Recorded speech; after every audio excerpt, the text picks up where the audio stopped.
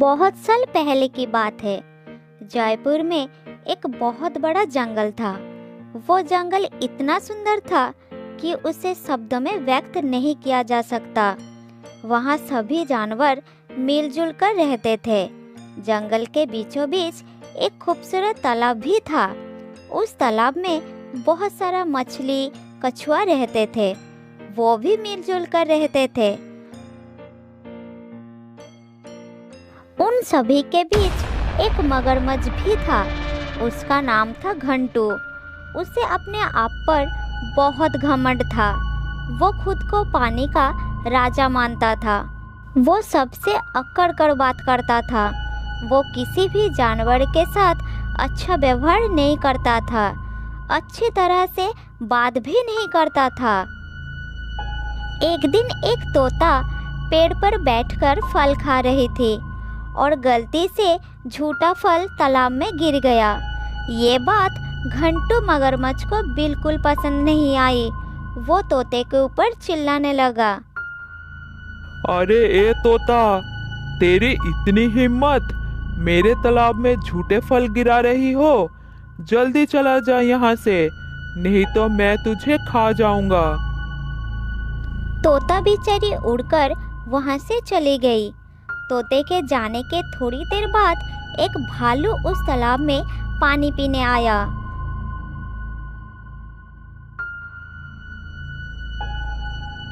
भालू को देखकर मगरमच्छ उसके पास आया और बोला, अरे ओ भालू भाई, तुम अपने मुंह से मेरा तालाब का पानी गंदा कर रहे हो। इसलिए अपना गंदा मुंह उठाओ और निकल जाओ यहाँ से। घंटू भाई, ये तालाब सिर्फ आपका नहीं है, ये तो पूरे जंगल का है। ये आपका है, आप ये बात कैसे कह सकते हो? हाँ, ये सिर्फ मेरा है और तुम सबको मेरे तालाब से पानी पीने के लिए मिल रहा है। इसका एहसान मानना चाहिए। जाओ और अपने राजा को बता दो कि तालाब के राजा ने ऐलान किया है, अब से कोई भी तालाब का पानी पिएगा उससे पहले उसको लगान देना होगा और ऐसा नहीं करने पर उसे पानी पीने नहीं दिया जाएगा। इस घटना के बाद जंगल के सारे जानवर तालाब जाने से पहले लगान ले जाने लगे। कोई मगरमच्छ के लिए ताजे रसीले फल ले जाता तो कोई स्वादिष्ट खाना, और घंटू मगरमच्छ राजा की तरह आराम से खाता रहता। ये सब देखकर मगरमच्छ को बड़ा अच्छा लगता था। इस तरह दिन बीत रहा था।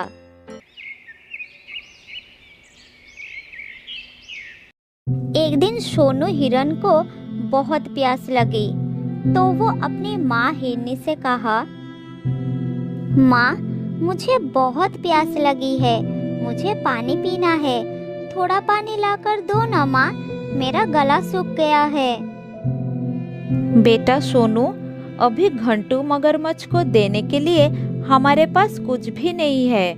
उसे कुछ नहीं दिया तो वो हमें पानी पीने नहीं देगा। लेकिन जब सोनू प्यास सहन नहीं कर पाया तो माँ हिरनी ने कही, बेटा सोनू, बस थोड़ी देर रुक जाओ। अंधेरा होने पर हम तालाब चलेंगे, तब तुम पानी पी लेना। उसे अंधेरे में कुछ दिखाई नहीं देगा। थोड़ी देर बाद अंधेरा हो गया। फिर माँ बेटे मिलकर तालाब के पास पहुँच गए और सोनू चुपचाप पानी पीने लगा। तभी पानी की हलचल से मगरमच्छ की नींद खुल गई। सोनू को वहाँ देखकर वो आग बबूला हो गया। वो धीरे धीरे दोनों के पास आया और कहा,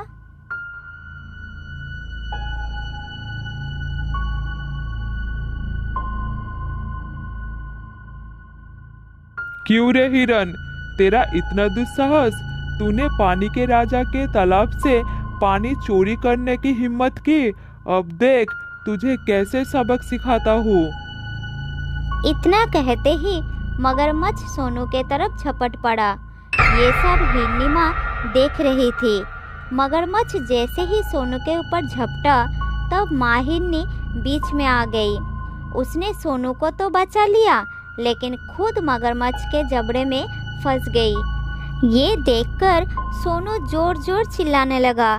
चिल्लाने की आवाज़ सुनकर आसपास के जानवर इकट्ठे हो गए। इतने सारे जानवर को देखकर मगरमच्छ हिरनी को छोड़कर चला गया।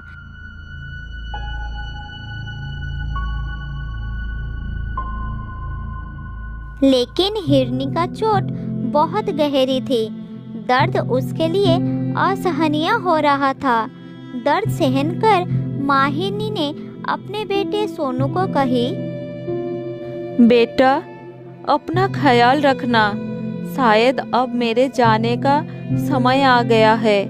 संभल कर रहना मेरे बच्चे। तुझे अकेला छोड़कर मरने के बाद भी मुझे शांति नहीं मिलेगी। नहीं माँ, तुम मुझे छोड़कर मत जाओ। तुम चले जाओगे तो मेरा क्या होगा? कौन ख्याल रखेगा मेरा? कौन खिलाएगा? तुम मुझे छोड़कर मत जाओ माँ। तुम्हारे बिना मैं जिंदा नहीं रह पाऊंगा। अपनी माँ की हालत देखकर सोनू जोर जोर से रोने लगा। तब उसकी माँ उसे कहती है, सोनू बेटा, मैं हमेशा तुम्हारे साथ रहूंगी। तुम्हें अकेला कभी नहीं छोड़ूंगी। मुझे याद करके कभी दुखी मत होना। हमेशा ये सोचना कि तुम्हारा माँ तुम्हारे साथ ही है। माँ हिरनी अपने बेटे सोनू से बात करते करते हमेशा के लिए अपनी आंखें बंद कर ली। सोनू बहुत दुखी हुआ। सभी जानवरों के आंखों में आंसू आ गए। फिर सभी जानवर सोनू को समझाने लगे और हर वक्त उसके साथ रहने का वादा करते हैं।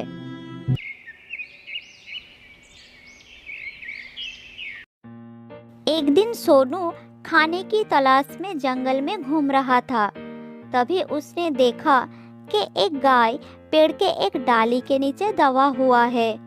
तब सोनू ने गाय के पास गया और कहा, अगर मैं हाथी जैसा ताकतवर होता तो चुटकियों में डाली को हटा देता। इस गाय को बहुत दर्द हो रहा है। काश ये डाली हट जाए। फिर उसके ऐसा कहते ही डाली अपने आप उड़कर दूर जाकर गिरी। ये देखकर सोनू बहुत आश्चर्य हो गया। लेकिन तभी उसे अपनी माँ की बात याद आई और वो समझ गया कि ये सब उसके माँ के आशीर्वाद के कारण हो रहा है। ये बात जंगल में फैल गया और सोनू उस दिन से जंगल के सभी जानवरों की मदद करने लगे।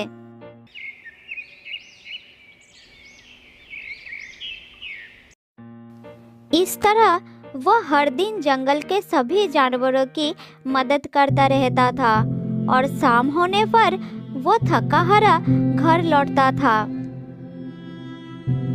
जब वो घर पर अकेला रहता था तब उसे अपनी माँ की बहुत याद आती थी। एक दिन बहुत जोर का भूकंप आया, जिससे पहाड़ से पत्थर खिसकने लगे और नीचे गिरने लगे। बड़े बड़े पेड़ भी गिर पड़े। लेकिन भूकंप रुक जाने के बाद सभी जानवर एक दूसरे की मदद करने लगे। सोनू भी अपने जादू से बड़े बड़े पेड़ हटाने लगा। तभी उन्हें तालाब से किसी की चिल्लाने की आवाज आने लगी। सभी जानवर तालाब के ओर गए।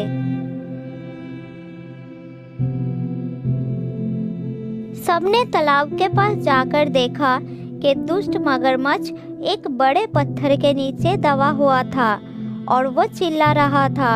उसी के चिल्लाने की आवाज सबने सुना था।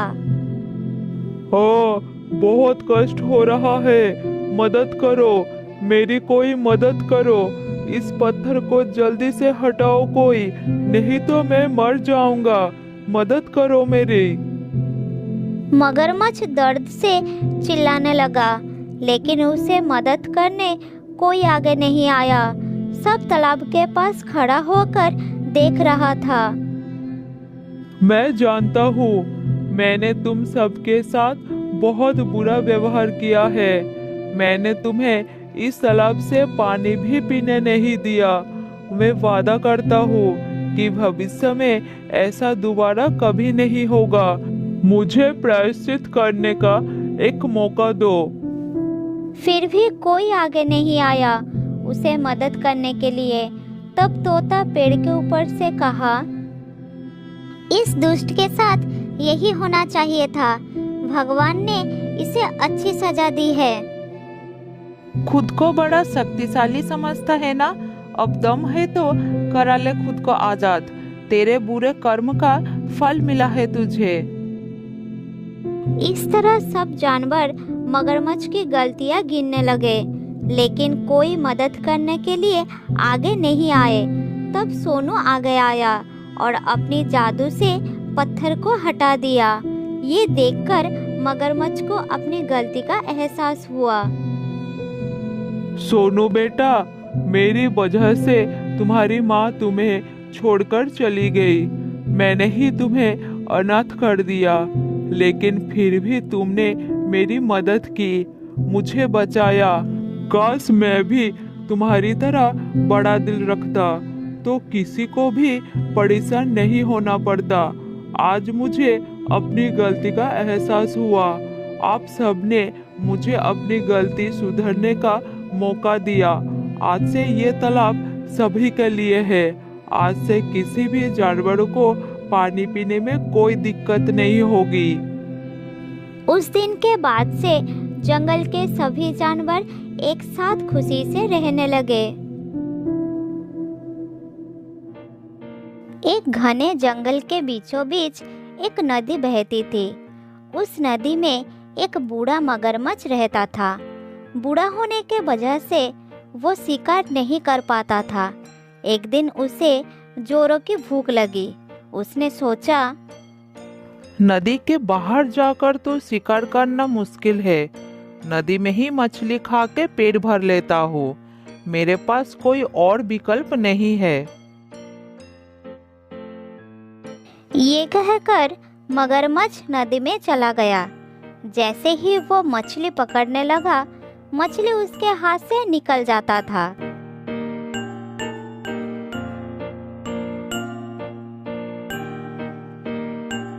बहुत कोशिश करने के बाद वो थककर नदी के बाहर आ गया और जामुन के पेड़ के नीचे जाके आराम करने लगा। उस पेड़ पर एक बंदर जामुन खा रहा था। मगरमच्छ की नजर बंदर पर पड़ी। उसने उससे पूछा, बंदर भाई, तुम क्या खा रहे हो? जरा मुझे भी कुछ दोगे? बहुत भूख लगी है भाई। मैं तो पेड़ पर नहीं चढ़ सकता, इसलिए तुम नीचे फेंक दो। ये जामुन है, बहुत मीठा फल है। ये लो, तुम भी खाओ। अरे वाह, ये तो सचमुच बहुत मीठे हैं। शुक्रिया दोस्त, मुझे बहुत भूख लगी थी और तुमने मेरी मदद की। तुम तो बहुत अच्छे हो। मुझे बहुत खुशी होगी अगर तुम जैसा मेरा कोई दोस्त हो। मेरा कोई दोस्त नहीं है, क्या तुम मेरे दोस्त बनोगे? हाँ हाँ, क्यों नहीं। आज से तुम मेरे दोस्त हो। मैं इसी पेड़ पर रहता हूँ। तुम्हें जब भी भूख लगे मुझसे कहना, मैं तुम्हें जामुन तोड़कर दे दिया करूँगा। इस तरह मगरमच्छ रोज उस नदी के किनारे आता और बंदर उसे जामुन खिलाता। दोनों खूब मस्ती करते थे। वो अब बहुत अच्छे दोस्त बन चुके थे। कभी मगरमच्छ पेड़ के पास आकर खेलता और कभी बंदर मगरमच्छ की पीठ पर बैठकर नदी की सैर करता। बंदर भाई, मैं ये जामुन अपने पत्नी को भी खिलाना चाहता हूँ। तुम मुझे थोड़ी जामुन तोड़कर दे दो ना, मैं अपने साथ ले जाऊंगा। इतना मीठा जामुन वो कभी नहीं खाया। आज मैं उसे खिलाना चाहता हूँ, वो बहुत खुश होगी। अभी तोड़कर देता हूँ, तुम मुझे उस पेड़ के पास ले चलो। बंदर ने पेड़ पर चढ़कर मगरमच्छ को जामुन तोड़कर दे देता है और मगरमच्छ जामुन लेकर चल पड़ता है। जामुन लेकर वो नदी के दूसरे किनारे पर पहुंचा। उधर उसकी पत्नी धूप में अपने घर के सामने बैठी थी। अरे देखो, मैं तुम्हारे लिए क्या लाया हूँ। ये जामुन फल है। ये मेरे दोस्त बंदर ने तुम्हारे लिए भेजा है। ये बहुत मीठा है, खा कर देखो। अरे वाह, ये जामुन तो बहुत मीठे हैं। पर कब तक ये जामुन खा खा कर गुजारा करोगे? सोचो ना, ये जामुन तो बहुत मीठे हैं और तुम्हारा दोस्त बंदर तो रोज ये फल खाता है, तो वो कितना मीठा होगा। हाँ हाँ, वो बहुत अच्छा है। वो खुद भी खाता है और मुझे भी खिलाता है। बंदर मेरा बहुत अच्छा दोस्त भी है। मैं यही सोच रही हूँ, उसका दिल कितना मीठा होगा। बहुत दिनों से मैं मांस का स्वाद भी नहीं चखा है। तुम मुझे उसका दिल ला के दे दो ना, मैं उसका स्वाद लेना चाहती हूँ। पत्नी की इस बात को सुनकर मगरमच्छ सोच में पड़ जाता है। थोड़ी देर बाद अपनी पत्नी से कहता है, नहीं नहीं, मैं ये कैसे कर सकता हूँ। वो मेरा दोस्त है। मैं उसके साथ धोखा कैसे कर सकता हूँ। अगर मैं उसका दिल ले आया तो वो मर जाएगा। उसने मुझे खाना खिलाया था और अब मैं तुम्हारे लिए उसके ही जान ले लूं। ये काम मुझसे नहीं होगा। मुझे कुछ नहीं सुनना, मुझे बस उस बंदर का दिल चाहिए। जाओ, मुझे ला कर दो, वरना मैं अपनी जान दे दूंगी। नहीं नहीं, ऐसी बात मत करो। अगर तुम मर जाओगे तो मैं भी जी नहीं पाऊंगा। मैं तुम्हें बहुत प्यार करता हूँ। तो फिर मेरी बात मानो और उस बंदर का दिल मुझे ला कर दो। मगरमच्छ अपनी पत्नी के बातें सुनकर मजबूर होकर चला जाता है। बहुत दुखी होकर वो बंदर के पास पहुंचा ताकि वो अपने घर चलने के लिए मना सके। बंदर भाई, मेरी पत्नी ने तुम्हारे दिए जामुन से खुश होकर तुम्हें खाने पे बुलाया है। चलो, आज तुम हमारे घर चलकर हमारे साथ ही भोजन करना। अरे वाह, ये तो बहुत अच्छा बात है। ठीक है, मुझे तुम्हारे घर ले चलो। बंदर ने मगरमच्छ के साथ चलने के लिए हाँ कर दिया और दोनों चलने लगे। दोनों दोस्त मजे से जा रहे थे। तब बंदर ने मगरमच्छ से पूछा, अच्छा दोस्त, तुम्हारे पत्नी खाने में क्या बनाने वाली है? तुम्हें केले बहुत पसंद है ना, इसलिए वो केले की सब्जी, पूरी, खीर बनाएगी। बस तुम्हारे लिए। सभी खाना तुम्हारा पसंद का है। अरे वाह, आज तो बढ़िया दावत होगी, मजा आएगा। मेरे मुंह में तो अभी से पानी आ गया। जल्दी चलो मेरे दोस्त। बंदर के बातें सुनकर मगरमच्छ सोचता है कि अपनी पत्नी की इच्छा के बारे में बंदर को बता देना चाहिए। बेचारा बंदर क्या क्या सपना देख रहा है। इसे तो पता भी नहीं कि मेरी पत्नी इसे ही पकड़कर खाने वाली है। क्या करूं? मैं बंदर को सारी बात बता देता हूँ। बंदर भाई, मैं तुम्हें एक बात बताना चाहता हूँ। मेरी पत्नी तुम्हारे दिल को खाना चाहती है। मुझे माफ कर देना दोस्त। अगर वो तुम्हारा दिल नहीं खाया तो वो मर जाएगी। मैं उसे बहुत प्यार करता हूँ। अगर वो मर जाएगी तो मैं भी मर जाऊंगा। बंदर ने मगरमच्छ का बात सुना और तुरंत एक तरकीब सोचा। बंदर भी कुछ कम नहीं था। अच्छा, क्यों नहीं, जरूर मेरा दिल दूंगा। पर दोस्त, एक बार आने से पहले क्यों नहीं बताया? क्योंकि बंदर अपना दिल पेड़ पर ही संभल कर रखते हैं। अब उसे लेने हमें वापस जाना होगा। तुम मुझे फिर से पेड़ के पास लेकर चलो। ओहो, मैं भी कितना पागल हूँ। अब हमें फिर से वापस जाना पड़ेगा। अच्छा ठीक है, चलो हम चलकर तुम्हारा दिल ले आते हैं। खाली हाथ गए तो वो मेरा दिल निकाल के खा जाएगी। मगरमच्छ बंदर को वापस पेड़ तक ले आया। बंदर जैसे ही अपने पेड़ के पास पहुंचा, तब वो कूदकर पेड़ पर चढ़ गया और मगरमच्छ से बोला, अरे मूर्ख, क्या कोई दिल बाहर निकाल कर भी जिंदा रह सकता है? मैंने तुम्हें अपना दोस्त समझा और तुम्हें खाना खिलाया, तुम्हारी मदद की, और तुमने मेरी दोस्ती का ये सिला दिया। अब ना ही तुम्हें जामुन मिलेगा और ना ही दिल। चलो भागो यहाँ से, इस पेड़ के नीचे कभी मत आना, मैं तुम्हारे चेहरा नहीं देखना चाहता।